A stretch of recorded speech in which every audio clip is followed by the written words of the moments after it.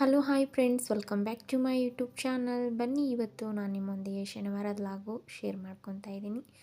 ನನ್ನ daily ಲಾಗು healthy life style ಯಾವ ರೀತಿ ಇರುತ್ತೆ ಅಂತ ನಿಮ್ಮೊಂದಿಗೆ ಶೇರ್ ಮಾಡ್ಕೊತಾ ಇದ್ದೀನಿ ಸ್ನೇಹಿತರೆ. ಮೊದಲಿಗೆ ನೋಡಿರಿ, ಸ್ನಾನ ಎಲ್ಲ ಮುಗಿಸ್ಕೊಂಡು ಬಾಗಿಲಿಗೆಲ್ಲ ರಂಗೋಲಿ ಎಲ್ಲ ಬಿಟ್ಕೊಂಡು, ಇವತ್ತು ಶನಿವಾರ ಆದ ಕಾರಣ ಪೂಜೆ ಎಲ್ಲ ಮುಗಿಸ್ಕೊಂಡು ಆಂಜನೇಯನ ದೇವಸ್ಥಾನಕ್ಕೆಲ್ಲ ಹೋಗಿ ಬಂದೆ ಸ್ನೇಹಿತರೆ. ನಿಮ್ಮೊಂದಿಗೆ ನಾನು ಪ್ರತಿ ವಾರ ಯಾವ ರೀತಿ ಪೂಜೆ ಮಾಡ್ತೀನಿ ಅಂತ ಶೇರ್ ಮಾಡ್ಕೊಂಡಿದ್ದೀನಿ. ಮನೆಯಲ್ಲಿ ಸರಳವಾಗಿ ಪೂಜೆ ಎಲ್ಲ ಮುಗಿಸ್ಕೊಂಡು ಆಂಜನೇಯನ ದೇವಸ್ಥಾನಕ್ಕೆ ಮತ್ತು ಶನಿಮಾತನ ದೇವಸ್ಥಾನಕ್ಕೆ ಹೋಗಿ ಎಳಬತ್ತಿ ಹಚ್ಚಿ ಬಂದೆ.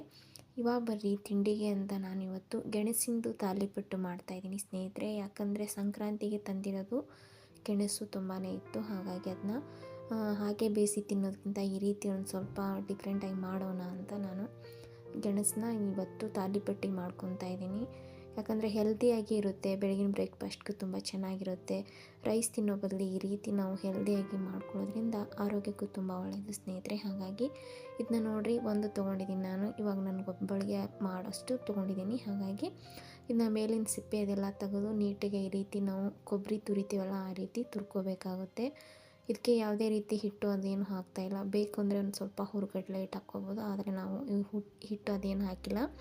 ಚೆನ್ನಾಗಿ ಬರುತ್ತೆ, ಕಟ್ಲೆಟ್ ಥರ ತುಂಬ ಚೆನ್ನಾಗಿ ಬರುತ್ತೆ. ಕಟ್ಲೆಟು ಅನ್ಬೋದು, ತಾಲಿಪಟ್ಟಿನೂ ಅನ್ಬೋದು, ನಿಮ್ಗೆ ಯಾವ ಥರ ಅನಿಸುತ್ತೆ ಆ ಥರ ಅನ್ಕೋಬೋದು. ನೋಡಿರಿ, ಇದಕ್ಕೆ ಹಾಕೋದಕ್ಕೆ ಈರುಳ್ಳಿ, ಒಂದು ಸ್ವಲ್ಪ ಹಸಿಮೆಣ್ಸಿನ್ಕಾಯಿ, ಕೊತ್ತಂಬರಿ ಸೊಪ್ಪು, ಕರಿಬೇವು ಸೊಪ್ಪು ತೊಗೊಂಡಿದ್ದೀನಿ. ಒಂದು ಸ್ವಲ್ಪ ರುಚಿಗೆ ತಕ್ಕಷ್ಟು ಉಪ್ಪು, ಅರಿಶಿನ ಪುಡಿ ಹಾಕ್ಕೊಂಡು ಒಂದು ಸ್ವಲ್ಪ ಅಚ್ಚ ಖಾರದ ಪುಡಿ ಹಾಕ್ಕೊಂಡಿನಿ, ಸ್ಪೈಸಿಯಾಗಿ ಚೆನ್ನಾಗಿರುತ್ತೆ ಅಂತ. ಒಂದು ಸ್ವಲ್ಪ ಒಂದು 2-3 ಡ್ರಾಪ್ ಆಗೋಷ್ಟು ನೀರು ಹಾಕ್ಕೊಂಡು ಒಂದು ಸ್ವಲ್ಪ ಉದುರಾಗೆ ಕಲಿಸ್ಕೊತಾ ಇದ್ದೀನಿ. ಜಾಸ್ತಿ ಏನು ನೀರಾಗಿ ಕಲಿಸ್ಕೊತಾ ಇಲ್ಲ, ಉದುರಾಗೆ ಇರಬೇಕು. ಯಾಕಂದರೆ ಇದರಲ್ಲಿ ಗೆಣಸಲ್ಲಿ ನೀರಿನ ಅಂಶನ ಬಿಡುತ್ತೆ, ಮತ್ತು ತವ ಮೇಲೆ ಬೇಯಿಸ್ತೀವಲ್ವ, ಚೆನ್ನಾಗಿ ನೀರಿನ ಅಂಶ ಬಿಟ್ಟು ಚೆನ್ನಾಗಿ ಮೆತ್ತಗೆ ಬೇಯುತ್ತೆ ಸ್ನೇಹಿತರೆ. ಹಾಗಾಗಿ ನೀವು ಕೂಡ ಒಂದು ಸಲ ಆದರೆ ಈ ಒಂದು ರೆಸಿಪಿನ ಟ್ರೈ ಮಾಡಿ.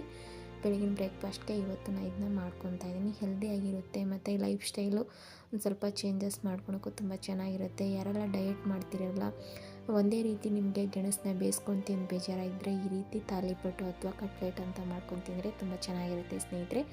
ನೋಡಿರಿ, ಇವಾಗ ನಾನು ಮಸಾಲೆ ಎಲ್ಲ ಮಿಕ್ಸ್ ಮಾಡಿಟ್ಟಿದ್ನಲ್ವ, ಈರುಳ್ಳಿ ಅದೆಲ್ಲನೂ ಈ ರೀತಿ ಒಂದು ಸ್ವಲ್ಪ ತವಾ ಕಾದಕ್ಕೆ ಒಂದು ಸ್ವಲ್ಪ ಆಲಿವ್ ಆಯಿಲ್ ಆಗಲಿ ಅಥವಾ ನಾರ್ಮಲ್ ಎಣ್ಣೆ ಆಗಲಿ ಹಾಕಿ ಈ ರೀತಿ ಬೇಯಿಸಿ ಎರಡು ಬದಿಯಲ್ಲಿ ಬೇಯಿಸ್ಕೊಂಡು ತಿನ್ಬೋದು ಸ್ನೇಹಿತರೆ. ಭಾಳ ಅಂದ್ರೆ ಭಾಳ ಟೇಸ್ಟಿಯಾಗಿರ್ತೈತಿ. ಇದರೊಟ್ಟಿಗೆ ನೀವು ಏನಾದರೂ ಶೇಂಗಾ ಚಟ್ನಿ ಅಥವಾ ಏನಾದರೂ ಸಾಸು ಅದಕ್ಕೆ ಹಾಕ್ಕೊಂಡು ತಿನ್ಬೋದು, ತುಂಬ ಚೆನ್ನಾಗಿರ್ತೈತಿ. ನನಗಂತೂ ತುಂಬ ಇಷ್ಟ ಆಗೈತಿ. ನಾನು ಯಾವಾಗಾದರೂ ಏನಾದರೂ ತಿನ್ಬೇಕಂತ ಅನ್ನಿಸ್ದಾಗ ಹಾಗೆ ಸ್ವೀಟ್ ಪೊಟೊಟೊ ತಿನ್ನೋಕ್ಕಿಂತ ಈ ರೀತಿ ಮಸಾಲ ಹಾಕಿ ಮಾಡ್ಕೊತೀನಿ, ನನಗೆ ಇಷ್ಟ ಆಗುತ್ತೆ ಸ್ನೇಹಿತರೆ. ಯಾಕಂದರೆ ತಿಂದಂಗೂ ಅನಿಸುತ್ತೆ.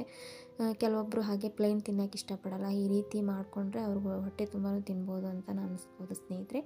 ನೋಡಿರಿ, ತುಂಬ ಚೆನ್ನಾಗಿ ಬರ್ತೈತಿ, ಒಂದು ಸ್ವಲ್ಪನೂ ಇದಾಗೋದಿಲ್ಲ, ಅಷ್ಟು ಚೆನ್ನಾಗಿ ಬರ್ತೈತಿ. ಖಂಡಿತ ನೀವು ಕೂಡ ಈ ಒಂದು ಹೆಲ್ದಿಕರವಾದಂಥ ಸ್ವೀಟ್ ಪೊಟೊಟೊ ತಾಲಿಪಟ್ಟನ್ನ ನೀವು ಕೂಡ ಮನೇಲಿ ಟ್ರೈ ಮಾಡಿ ಅಂದ್ಕೊಂಡಿದ್ದೀನಿ ಸ್ನೇಹಿತರೆ. ನೋಡಿದ್ರಲ್ಲ, ಇದನ್ನ ಬೇಯಿಸ್ಕೊಂಡಿದ್ದೀನಿ. ಮತ್ತು ಇವತ್ತಿನ ಲಾಗಲ್ಲಿ ನಾನು ಇನ್ನು ಪ್ರತಿನಿತ್ಯ ಯಾವ ರೀತಿ ನನ್ನ ಲೈಫ್ ಸ್ಟೈಲ್ ಇರುತ್ತೆ, ಹೆಲ್ದಿ ಲಾಗ್ ಯಾವ ರೀತಿ ಮಾಡ್ತೀನಿ ಅಂತ ನಿಮ್ಮೊಂದಿಗೆ ಶೇರ್ ಮಾಡ್ಕೊತೀನಿ ಸ್ನೇಹಿತರೆ. ಯಾಕಂದರೆ PCOS ಅಂತ ಇರೋಂಥವ್ರು ಯಾವ ರೀತಿ ಡಯಟು ಪ್ಲ್ಯಾನ್ ಮಾಡ್ಬೋದು, ಯಾವ ರೀತಿ ಫುಡ್ಡನ್ನು ಸೇವನೆ ಮಾಡಬೇಕು ಅಂತ ನಿಮ್ಮೊಂದಿಗೆ ಶೇರ್ ಮಾಡ್ಕೊತೀನಿ.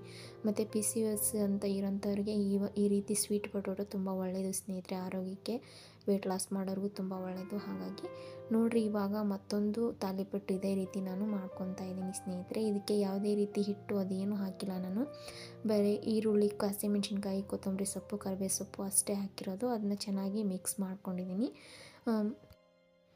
ಇದನ್ನ ಎರಡು ಬದಿಯಲ್ಲಿ ನೀಟಾಗಿ ಒಂದು 5-8 ನಿಮಿಷ ಆದರೂ ನೀಟಾಗಿ ಬೇಯಿಸ್ಬೇಕಾಗುತ್ತೆ ರೀ. ಮತ್ತು ಈ ಒಂದು ತಾಲಿಪಟ್ಟು ಅಥವಾ ಕಟ್ಲೆಟ್ ಅಂತೀರಲ್ಲ, ಆರೋಗ್ಯಕ್ಕೆ ತುಂಬ ಒಳ್ಳೆಯದು ರೀ. ಮಕ್ಕಳಿಗೆ ಬ್ರೇಕ್ಫಾಸ್ಟ್ಗೆ ಅಥವಾ ಲಂಚ್ಗೆ ಅಂತೂ ಮಾಡ್ಕೊಡ್ಬೋದು ರೀ. ಬಾಕ್ಸಿಗೆ ಹಾಕಿದ್ರೂ ಗೊತ್ತಾಗೋದಿಲ್ಲ, ನಾವು ಸ್ವೀಟ್ ಪೊಟೊಟೊಲ್ಲಿ ಮಾಡಿದ್ವಿ ಅನ್ನೋದೇ ಗೊತ್ತಾಗೋದಿಲ್ಲ, ಅಷ್ಟು ಮಸ್ತಾಗಿರ್ತೈತಿ.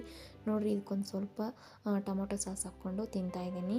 ಮತ್ತು ಯಾರೆಲ್ಲ ವೆಯ್ಟ್ ಲಾಸ್ ಮಾಡ್ತಿರ್ತೀರಲ್ಲ, ಯಾವುದ್ಯಾವುದು ಅವಾಯ್ಡ್ ಮಾಡಬೇಕು, ಯಾವ್ದು ತಿನ್ನಬೇಕು ಅಂತ ನಿಮಗೆ ನೆಕ್ಸ್ಟ್ ವ್ಲಾಗಲ್ಲಿ ಮತ್ತೆ ತಿಳಿಸ್ಕೊಡ್ತೀನಿ ಸ್ನೇಹಿತರೆ. ಯಾಕಂದರೆ ಇವಾಗಂತೂ ಸುಮಾರು ಹೆಣ್ಮಕ್ಳಿಗೆ ಅನುಭವಿಸ್ತಾ ಇರೋದೇನಪ್ಪ ಅಂದರೆ PCOD, ಇರ್ರೆಗ್ಯುಲರ್ ಪೀರಿಯಡಿಂದ ತುಂಬ ವ್ಯಥೆ ಪಡ್ತಾ ಇರ್ತಾರೆ. ಹಾಗಾಗಿ ಅದನ್ನು ನಾವು ಯಾವ ರೀತಿ ತಡೆಗಟ್ಟಬೇಕು, ಮನೆಯಲ್ಲೇ ಹೆಲ್ದಿ ಫುಡ್ ಆರೋಗ್ಯವಾಗಿ ಯಾವ ರೀತಿ ತಿನ್ನಬೇಕು ಮತ್ತು ನಮ್ಮ ಹೆಲ್ದಿ ಲೈಫ್ ಸ್ಟೈಲ್ ಯಾವ ರೀತಿ ಚೇಂಜಸ್ ಮಾಡ್ಕೋಬೇಕು ಅಂತ ನಿಮಗೆ ನೆಕ್ಸ್ಟ್ ವ್ಲಾಗಲ್ಲಿ ತಿಳಿಸ್ಕೊಡ್ತೀನಿ ಸ್ನೇಹಿತರೆ.